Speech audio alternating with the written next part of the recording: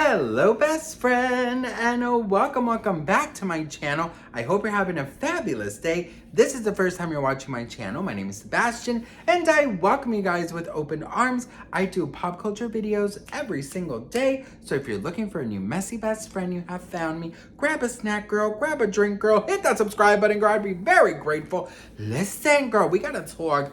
Let's just jump right into this because we didn't talk about this. I honestly, it was not in my bingo card for this person to be exposing the alleged truth about Britney Spears. But you know what, girl? I'm here for it. I mean, I think that the celebrities who, here's the thing about, the conservatorship, the public, like, the general public, us, we didn't know much, we didn't know anything for many years. We didn't know all the details until, really she spoke out in court. We heard the recordings, we heard it from her mouth. It's like, that's I guess also when I also really oh damn. But let me tell you guys something, the people in the industry, the fellow singers and actors and anyone, agents and hairdressers and makeup artists, all these people who work there, they knew a lot. They knew probably everything. And nobody ever spoke out at the time. Girl, listen, if her own fucking sister and mother didn't, anything is possible, right? But Sharon Osbourne, out of all people, well, I'm sure it's because she's friends with Simon Cowell and stuff. So, she has her connections. But she spoke about the time where Britney was in the X Factor. So let's watch this video together and then we can talk. Oh, girl. Let me put the volume up. Okay, bitch. Ooh, okay, here we go. Girl, if you don't put the damn volume.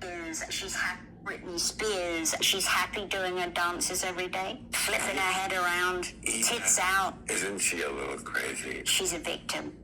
Oh my God. She is a victim. Yeah, you're right. Pushy parents that pushed her out there as a kid. You're right. There was one Christmas, she was in a Christmas play in New York when she was a kid, and her mum and her had rented some shithole apartment, and it was cold. She would spend her Christmas there, and her sister and brother were at home with the dad having a jolly old piss up at home, and she was there, the working one. She was on a talent show with an earpiece in, and the boyfriend, who was an agent, was telling her what to fucking say. Wow. I gotta say, I think that was probably a good decision.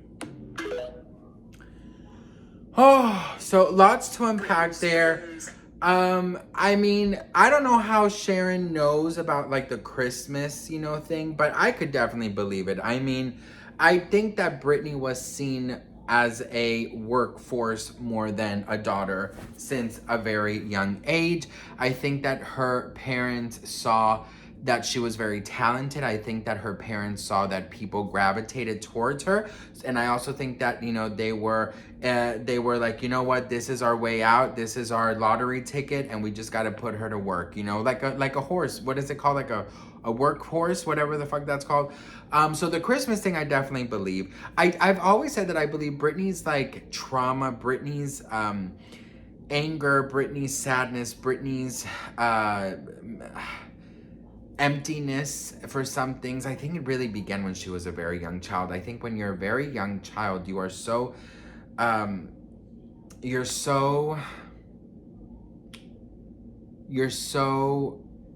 what is the word I'm trying to search for? It's so easy for things to affect you and you kind of ignore it, but then later on, it's sort of like you store it, right? And then later on, when you're older, it really affects you, but when you're younger, you don't really, because you don't know what's right or what's wrong. I think Britney was like, well, I'll spend Christmas here with my mom, and, my mama is telling me that, Santa also comes here. I don't know, you know what I mean? And I think later on, she's like, that was fucked up, bitch. They should have at least given me fucking Christmas off, But let's go to the X Factor thing, because that's something that I also think we really need to talk about. I remember I was living in Colombia when I saw the X Factor with Britney. And I'm going to just be straight honest with you. For me, it was anxiety all the time watching her, especially in the live shows. Because I've followed Britney, since day one, I don't know her obviously, but you kind of you can tell when someone is happy or uncomfortable or having a great time. And I think 90% of the time, Britney just seemed very uneasy, very nervous. She had her moments where she was, with the Vanilla Ice, and she was dancing, and when she said, like, I feel uncomfortable with you even looking at me. Like, she had her moments that you saw her, like, her personality come out, but mostly it was just very awkward and very just uncomfortable to watch, to be honest. So with the earpiece thing, nothing is unbelievable with her conservatorship team. Okay, so I definitely believe this. I think that Britney definitely could have made her own opinion, but I think that this goes way more. I think that if this is true, my first initial kind of theory and thought is, because she has said in the past that she did live in, it's like threatening, it's in fear that, they would, threaten her with her children, allegedly. That's what we've heard. And if you don't do this like this, if you don't go out here, if you don't perform here, or, we have to put you away, we have to do more tests, like we have to, you know what I mean? So I think that, I hate to believe that, but it could have been, you have to say exactly whatever his name, what was his name, David? Girl, I forgot his name, but Jason. You have to say what Jason is saying. Maybe because she was also so heavily medicated, she couldn't, do it.